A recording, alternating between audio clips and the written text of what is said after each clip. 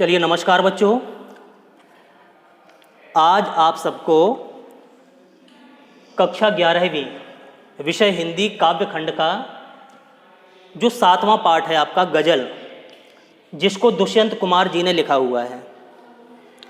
अपनी इस गज़ल में दुष्यंत कुमार ने जन जागरण किया हुआ है, यानी कि दुष्यंत कुमार की यह गज़ल जो है जन जागरण का संदेश देती है।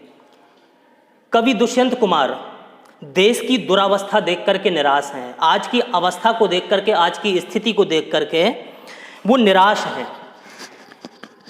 आज़ाद भारत में जब अपना देश आज़ाद होने वाला था, आज़ाद भारत में उन्होंने सपना लिया था, आंखों में स्वप्न था कि हर घर में रोशनी होगी, हमारा देश आज़ाद हो जाएगा तो हर घर में रोशनी होगी। लेकिन हुआ क्या? परंतु हुआ यह कि पूरा शहर अंधेरे में डूबा हुआ है। देश की व्यवस्था ऐसी बन गई है कि यहाँ कष्ट ही कष्ट है। राजनीतिक व्यवस्था खुद कष्टों का कारण बनी हुई है। तो दुष्यंत कुमार जी सोचते हैं, ऐसी स्थिति को देखते हुए उनका दिल करता है कि यहाँ से कहीं और चले जाएं।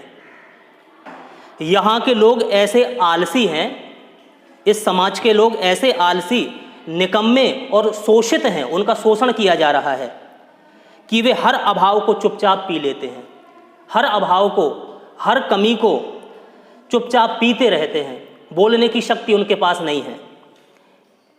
ऐसे लोग हैं, समाज के ऐसे दबे हुए लोग हैं कि ये कमीज के ना होने पर, अगर कमीज नहीं है उनके पास शरीर ढकने के लिए, तो उसके लिए शोर नहीं मचाते कि हमारे पास कमीज नहीं है, हमें चाहिए, बल्कि अपने पाँवों से ही पेट को ढकने की कोशिश करते हैं, प्रयास करते हैं। ऐसा समाज हो गया है।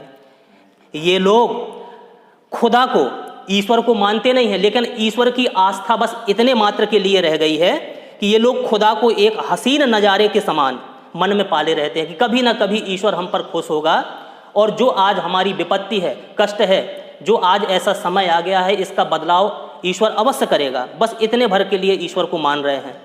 इसी के सहारे उनकी ज़िंदगी कट रही है। कवि की कोशिश है अपनी इन गज़लों में कि इन शोषित की आवाज़ में, कवि चाहता है कि कवि लोग क्या करें कि जो शोषित हैं, दबाए हुए दलित लोग हैं, इनकी आवाज़ में विद्रोह हो और प्रभाव हो जाए।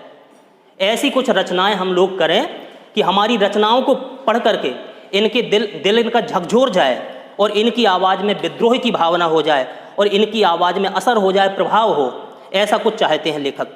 जबकि ये शोषित लोग जो हैं, ये खुद यह मानते हैं कि सत्ताधारी लोग जो सत्ता पर बैठे हुए हैं, वो सत्ताधारी पत्थर दिल हो गया है उनका, सत्ताधारियों का पत्थर दिल हो गया है और वो पत्थर दिल कभी पिघल नहीं सकता है। राजनीतिक नेता कवि की विद्रोही आवाज़ को कुचल देना चाहते हैं, विद्रोही आवाज़ को कुचल देना चाहते हैं। अब कवि का भी निश्चय यही है कि वह क्रांति की आवाज़ बुलंद करेगा। सब लोग क्रांतिमय जन जागरण करेंगे और अपने में बदलाव का प्रयास करेंगे। तो ऐसा कुछ सार अपनी इस गज़ल में दुष्यंत कुमार जी ने लिखा हुआ है, जिसको बहुत गौर से आपको सुनना है, समझना है। इसमें उर्दू और फारसी शब्दों का कुछ मिश्रण दिया गया है, जिसको समझना है आपको। जो पहले दो शेर दिए गए हैं, इसको ध्यान से सुनिए। लिखा हुआ है, कहाँ तो तय था चिरागां हर एक घर के लिए, कहाँ तो तय था चिरागां हर एक घर के लिए। अब समझ लीजिए, तय माने होता है निश्चित, चिरागा माने चिराग या दीपक, जो दीपावली के अवसर पर हम लोग जलाते हैं। कहाँ तो तय था चिरागां हर एक घर के लिए, कहाँ चिराग मयस्सर नहीं, कहाँ चिराग मयस्सर नहीं शहर के लिए। ठीक है ना? मयस्सर माने होता है उपलब्ध। तो जब हमारा देश आज़ाद होने वाला था, तो लेखक क्या लिख रहे हैं? हम सभी के मन में, देशवासियों के मन में, गुलाम लोग थे, जो शोषित लोग थे, दबाए हुए, शोषित, पीड़ित लोग थे, उनको ऐसा लग रहा था कि हमारा देश आज़ाद जब हो जाएगा तो कहाँ तो तय था चिरागा हर एक घर के लिए, कि हर घर में रोशनी आएगी, हर घर में दीपक प्रज्वलित हो जाएंगे, प्रकाश से जगमगा जाएंगे घर। ऐसा लोग बागों के मन में था। लेकिन जब देश आज़ाद हो गया तो क्या हुआ? ऐसा कुछ नहीं हुआ। क्या लिखते हैं आगे लिखते हैं कि यहाँ चिराग मयस्सर नहीं शहर के लिए। अरे एक घर की बात हम क्या करें, शहर में भी जलाने के लिए कोई दीपक नहीं बचे हैं, उपलब्ध नहीं है। शहर के प्रत्येक घरों में भी दीपक आज प्रज्वलित नहीं हो पा रहे, वो भी आज अंधेरे में अपना जीवन यापन कर रहे हैं। आगे की 2 लाइन, यहाँ दरख्तों के साए में धूप लगती है। दरख्त माने होते हैं पेड़, दरख्त माने पेड़। लोग बाग धूप से बचने के लिए पेड़ के नीचे जाते हैं कि पेड़ के नीचे हमें छाया मिलेगी, लेकिन आज इस शासन के सत्ताधारी लोग जो हैं, अगर उनके पास हम जाते हैं, उनके साए में जाते हैं, तो वहाँ भी धूप का एहसास होता है, वहाँ हमें छाया प्रदान नहीं होती है, धूप लगती है। तो ऐसी धूप को देख करके, ऐसे शोषित दबी हुई भावना को देख करके कवि को क्या लगता है कि चलो यहाँ से चलें और उम्र भर के लिए अपने जीवन, जितना जीवन बचा है, शेष जीवन अब कहीं और जा करके हम गुजारें, यहाँ से हम कहीं दूर चले जाएं। तो ऐसा कुछ इन 4 पंक्तियों में दुष्यंत कुमार जी ने लिखा है। फिर से सुन लीजिए इनका सार। कहने का आशा उनका है ये 4 पंक्तियों में कि स्वतंत्र भारत में हमने सपना लिया था कि अब यहाँ हर घर में दीपकों की माला जलेगी, अर्थात सबको ढेर सारी खुशियाँ मिलेंगी, ढेर सारी खुशियाँ प्राप्त होंगी। किंतु हुआ इसके विपरीत। अब तो पूरे शहर के लिए एक दीपक भी नहीं जलाया जा सकता, सब जगह अंधेरा ही अंधेरा व्याप्त है। सफलता या प्रकाश के नाम पर कुछ भी नहीं हो रहा है, कुछ भी नहीं हो रहा है। ठीक है ना। आगे क्या लिखा था, यहाँ दरख्तों के साए में धूप लगती है, चलो यहाँ से चलें और उम्र भर के लिए। कवि कहते हैं दुष्यंत कुमार जी कि यहाँ तो दरख्त ही ऐसे हैं, दरख्त माने होता है पेड़, पेड़ का पर्यायवाची है, एक नया शब्द आपको सुनने को मिला, दरख्त। ठीक है ना। तो यहाँ तो दरख्त ही ऐसे हैं कि जिनकी छाँव में, जिनकी छाया में छाँव मिलने की बजाय धूप ही लगती है। अर्थात उनके कहने का आशय क्या है, दरख्त किसको मान रहे, जो सत्ताधारी लोग हैं, शासन की कुर्सी पर बैठे हुए हैं। अर्थात यहाँ की शासन व्यवस्था और शासक लोग ऐसे हैं कि उनके आश्रय में रहकर, उनके समीप रहकर भी कोई सुख और चैन नहीं है, बल्कि कष्ट ही कष्ट है। आज़ादी के बाद नेताओं ने देश के सुख चैन के लिए कुछ नहीं किया। आज़ादी के बाद देश आज़ाद हो गया, लेकिन राजनीतिक नेताओं ने देश के सुख चैन के लिए कुछ नहीं किया है। तो ऐसी स्थिति देख करके, ऐसा समय देख करके कवि को ऐसे लगता है कि अब तो हमारा यह मन करता है कि यह देश छोड़ करके कहीं और चले जाएं हमेशा के लिए। ठीक है ना। तो ये 4 पंक्तियां भी आपकी हुई। अब आगे दुष्यंत कुमार जी लिखते हैं, क्या कहते हैं कि आज समाज के लोगों की स्थिति क्या हो गई, कैसे हैं समाज के लोग, दलित कुचले लोग, जो शोषित वर्ग है, उनका जीवन यापन कैसे हो रहा है, इन 4 पंक्तियों में बता रहे हैं। कहते हैं कि ना हो कमीज तो पाँव से पेट ढक लेंगे। कमीज के लिए लड़ाई नहीं करते कि हमें शरीर ढकने के लिए वसन वस्त्र चाहिए, बल्कि इतने दब्बू लोग हो गए हैं, इतने सताए हुए शोषित लोग हैं कि अपने पैर से ही वो अपने शरीर को ढकना चाहते हैं, ढक लेते हैं। ये लोग कितने मुनासिब हैं इस सफ़र के लिए, ऐसे अपनी ज़िंदगी का गुजारा, ज़िंदगी का सफ़र ऐसे व्यतीत कर रहे हैं, मुनासिब। ठीक है, मुनासिब माने अनुकूल हो गए, बस जैसा समय चल रहा है उसके अनुसार वो अनुकूलित हो गए, अपने को ढाल लिया उनने। ठीक है ना। आगे क्या कह रहे, खुदा नहीं ना सही आदमी का ख्वाब सही। मानते हैं कि ईश्वर है संसार में या नहीं है, कुछ नहीं, फिर भी वो आशा रखता है, ख्वाब देखता है कि कभी ना कभी वो ईश्वर अगर है तो हसीन नज़ारा, अच्छा नज़ारा हमारी दृष्टि में अवश्य देखने को मिलेगा, यानी कि हमारे जीवन में खुशहाली का समय अवश्य आएगा। ठीक है ना। फिर से सुन लीजिए 4 पंक्तियाँ। ना हो कमीज, ना हो कमीज तो पाँव से पेट ढक लेंगे। ये लोग कितने मुनासिब हैं इस सफ़र के लिए। यानी कि कवि के कहने का आशय यह है कि भारत के लोग इतने दीनहीन और दबे कुचले हैं कि वे अभी कभी भी अपने अभाव का रोना नहीं रोते, कभी भी अभाव का रोना नहीं रोते कि हमारे पास ये कमी, हमें ये चीज़ चाहिए।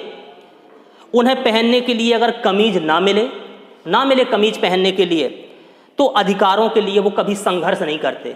अपने अधिकारों को प्राप्त करने के लिए वो संघर्ष नहीं करते, बल्कि क्या करते हैं, बल्कि वे अपने पाँव को सिकोड़ करके, अपने पैरों को सिकोड़ कर अपना पेट ढकने की कोशिश करते हैं।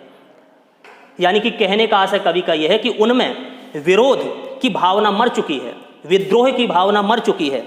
देश के शासकों के लिए ऐसे उदासीन और संतोषी जीव बहुत ही भले होते हैं कि कोई विद्रोह नहीं कर रहा, हम कितना भी गलत करते रहें, कोई हमारा विद्रोह करने वाला नहीं, कोई हमारा विरोध करने वाला नहीं। तो देश में अगर ऐसे शासक हैं तो उनके लिए ये उदासीन लोग और संतोषी लोग बहुत अच्छे लोग कहलाते हैं, बहुत अच्छे भले होते हैं। इन्हीं के कारण शासन सत्ता बड़े आराम से चलती रहती है उनकी। कोई हमारा विद्रोह करने वाला नहीं, हम कैसे भी कार्य करते रहें, बड़े आराम से उनका सफ़र चलता रहता है। ये लोग कितने मुनासिब हैं इस सफ़र के लिए कि बड़े भले लोग हैं, हमारी जनता बहुत अच्छी है, कोई भी विद्रोह की भावना नहीं, कैसा भी हम क्रियाकलाप इनके साथ करें कोई भी विरोध की भावना इनके अंदर नहीं जगती। आगे क्या लिखा है, खुदा नहीं ना सही आदमी का ख्वाब सही, कोई हसीन नज़ारा है तो है नज़र के लिए। कवि के कहने का आशय यहाँ पर यह है कि ये भारतीय जन, भारतीय लोग, भारत की ये जनता खुदा को भी इसलिए मानती है ताकि उनके सामने वक्त गुजारने के लिए कोई मनमोहक नज़ारा आ जाए रहे। यानी कि यहाँ के धार्मिक लोगों का भगवान भी सच नहीं है। धर्म पर विश्वास करते हैं लोग, भगवान को मानते हैं, फिर भी भगवान साथ नहीं देता है, उनको सताया जा रहा है, वो दीन दुखी से अपना जीवन व्यतीत कर रहे हैं। तो धार्मिक लोगों का भगवान भी सच नहीं है, यह उनके सपनों का संसार है, उनका खुदा पर रंच भर भी विश्वास नहीं रहा है। अब आगे की पंक्तियां क्या कहती हैं, वे मुतमईन हैं कि पत्थर पिघल नहीं सकता। अब मुतमईन माने क्या होता है, इत्मीनान से, मुतमईन माने इत्मीनान से, यानी कि विश्वस्त होकर। मैं बेकरार हूं आवाज में असर के लिए, बेकरार माने बेचैन या व्याकुल, ठीक है ना। पहले मीनिंग सुन लीजिए कठिन शब्दों की। वे मुतमईन हैं पत्थर पिघल नहीं सकता, मैं बेकरार हूं आवाज में असर के लिए। हमारी जनता, भारत की जनता, भारत का शोषक वर्ग इतना विश्वस्त है, इतना इत्मीनान से बैठा हुआ है कि वो समझते हैं कि जो सत्ताधारी लोग हैं इनका दिल पत्थर का हो गया है, ये पत्थर दिल हैं। हमारी दीन दुखी गरीबी, इस विषम परिस्थितियों को देख करके भी उनका हृदय द्रवीभूत नहीं हो सकता, नहीं पिघल सकता है। लेकिन कवि की इच्छा क्या है, कहते हैं कि मैं बेकरार हूं आवाज में असर के लिए, लेकिन मैं चाहता हूं, कवि ये चाहता है कि उनकी आवाज में असर हो, विद्रोह की भावना जागृत हो जाए, अपना हक लेने के लिए वो जूझ जाएं, लड़ जाएं, ऐसी उनकी आवाज उठे, आवाज में कुछ असर हो उनका, तब बदलाव हो सकता है। कवि की इच्छा है। फिर से सुन लीजिए, समाज का शोषित पीड़ित वर्ग पूरी तरह यह विश्वास किए बैठा है कि सत्ताधारी लोगों के दिल पत्थर के हैं, उनमें कोई दया, कोई सहानुभूति या संवेदना नहीं है।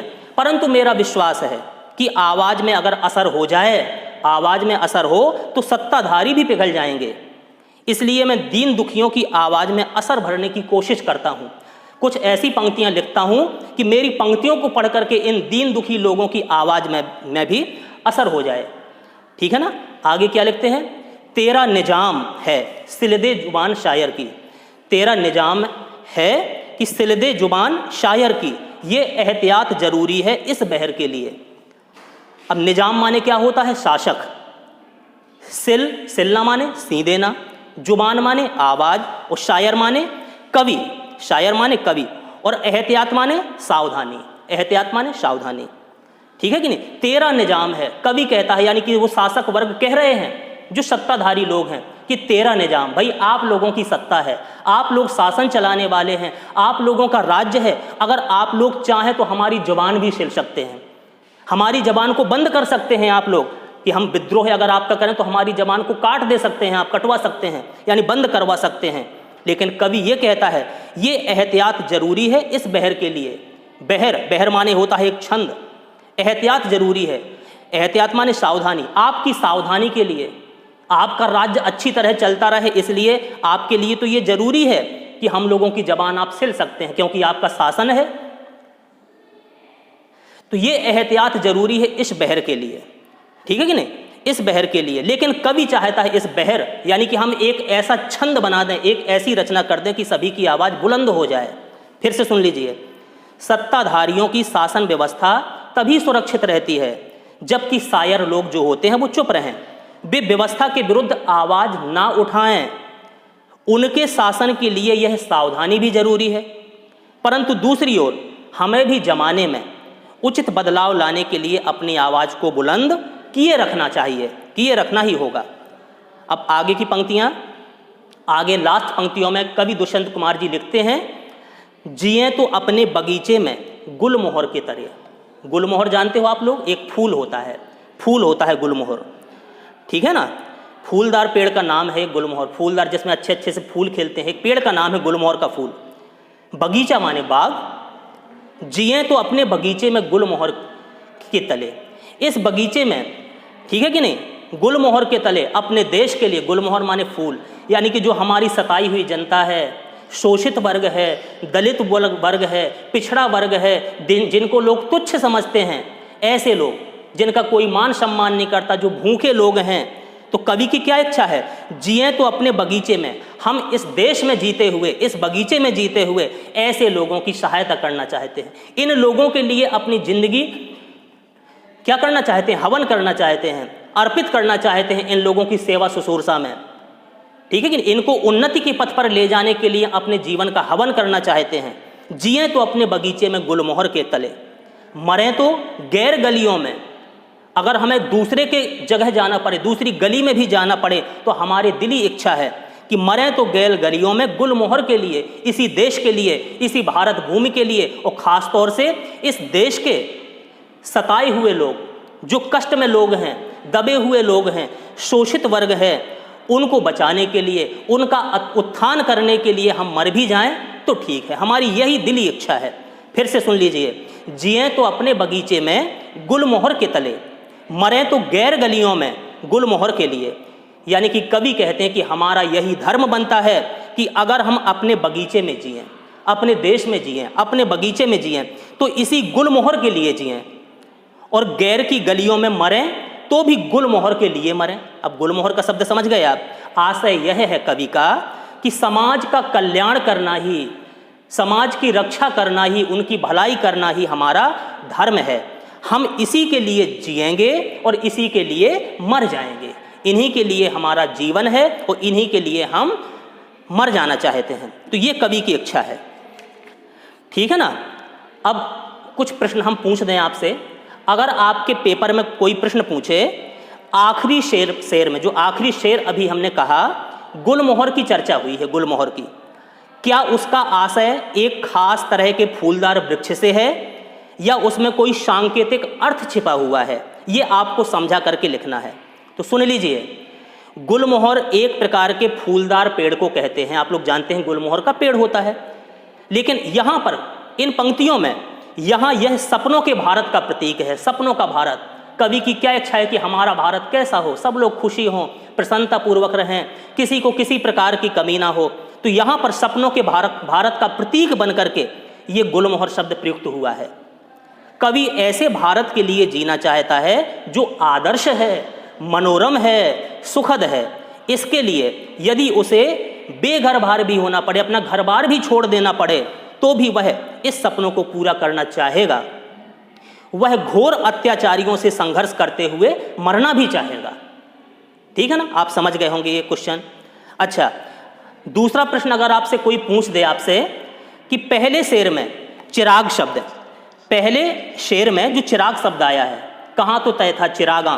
पहले शेर में चिराग शब्द एक बार बहुवचन के रूप में प्रयोग किया गया है, चिरागा, और दूसरी लाइन में चिराग एक वचन में प्रयुक्त किया गया है। तो अर्थ एवं काव्य सौंदर्य की दृष्टि से, अर्थ एवं काव्य सौंदर्य की दृष्टि से इसका क्या महत्व बनता है, आप लोग बताइए। तो आप लोग सुन लीजिए, दोनों बार चिराग शब्द रोशनी के लिए आया है। जो चिराग शब्द आया है वो रोशनी के लिए आया हुआ है। पहली बार आया हुआ चिरागा शब्द बहुवचन है, अतः इसका अर्थ है ढेर सारी रोशनी, ढेर सारी खुशियां, अत्यधिक सुख सुविधाएं। ठीक है, यानी कि कवि हर घर में ढेर सारी खुशियां देखना चाहता था। अच्छा, दूसरी बार जो शब्द आया है चिराग एक वचन में, छोटे से एकमात्र सुख का प्रतीक है। ये चिराग शब्द छोटे से एकमात्र सुख का प्रतीक है। कवि यहाँ पर कहना चाहता है कि अब तक पूरा समाज एक नन्हे से सुख के लिए तरस रहा है, किसी को भी कोई रोशनी नहीं मिल सकी। ठीक है ना। अच्छा, तो दोनों बार एक शब्द आया है चिरागा और दूसरी बार आया है चिराग, एक बहुवचन के रूप में प्रयुक्त किया गया, एक वचन के रूप में। तो दोनों बार आया एक ही शब्द अपने अपने संदर्भ में भिन्न प्रभाव रखता है। अच्छा, गजल का तीसरा शेर गौर से आपने पढ़ा, जो गजल का आपका तीसरा लास्ट शेर था उसको आपने पढ़ा होगा। तो यहाँ पर दुष्यंत कुमार का इशारा किस तरह के लोगों की ओर है? तो तीसरे शेर में जो कहा है उन्होंने, किस तरह के लोगों की तरफ वो इशारा करते हैं। यहाँ उन संतोषी लोग, उत्साहहीन, जिनका उत्साह बिल्कुल शून्य हो गया है, दीन दुखी, दीनहीन लोगों की ओर संकेत किया गया है, जो हर विपत्ति को सहने के लिए तैयार रहते हैं। कैसा भी समय आ जाए उसको सहने के लिए तैयार रहेंगे। वे पूरी तरह भाग्यवादी बन चुके हैं कि हमारे भाग्य में भाई ऐसा होगा, तब हमें ऐसा ये मिल रहा है। पूरी तरीक़ा से वो भाग्यवादी बन गए हैं। वे जितना मिले उसी में संतोष कर लेते हैं, जितना भी उन्हें जो कुछ भी मिल जाए उसी में संतुष्ट रहते हैं।